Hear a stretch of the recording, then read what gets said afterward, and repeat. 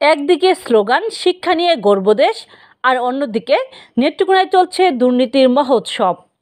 কোটি কোটি টাকা বরাদ্দের ফল, ফাটল ধরা ভবন, ভেঙে পড়া দেওয়াল, ছাদের পলেস্তারা খসে পড়ে শিক্ষার্থীদের জীবন ঝুঁকির মুখে। এ কি উন্নয়ন নাকি মৃত্যু ঘরের নির্মাণ? আঞ্জুমান উচ্চ বিদ্যালয়, সাতপাই আলিয়া মাদ্রাসা, লতিফা আব্বাস মহিলা মাদ্রাসা, কৈলাটি মাদ্রাসা, সব জায়গাতেই এক দৃশ্য। মানহীন ইট, জং ধরা রড, অপরিষ্কার বালু, সরকারি নিয়ম ভেঙে চলেছে নির্মাণ। পড়তে আসি, ভয় নিয়ে বাঁচি, দেয়াল নড়ে, ছাদ ফাটে। এ কি জীবন নাকি মৃত্যু? আমরা সন্তানদের পাঠাই স্বপ্ন দেখতে, আর পাঠাই মৃত্যু ফাঁদে। স্থানীয় এক বাসিন্দা বলেন, লুটেরা চক্র যদি শাস্তি না পায় আমরা রাস্তায় নামব। বিশেষজ্ঞের সতর্কবার্তা। ভবনের কাঠামো ভয়ানক দুর্বল, বড় দুর্ঘটনা শুধু সময়ের অপেক্ষা। আমরা জানতে চাই, কারা দায়ী? প্রকৌশলী, ঠিকাদার, নাকি রাজনৈতিক ছত্রছায়া?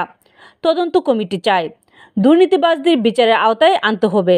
ক্ষতিগ্রস্ত ভবনের পুনর্গঠন চাই। জনগণের তদারকি নিশ্চিত করতে হবে।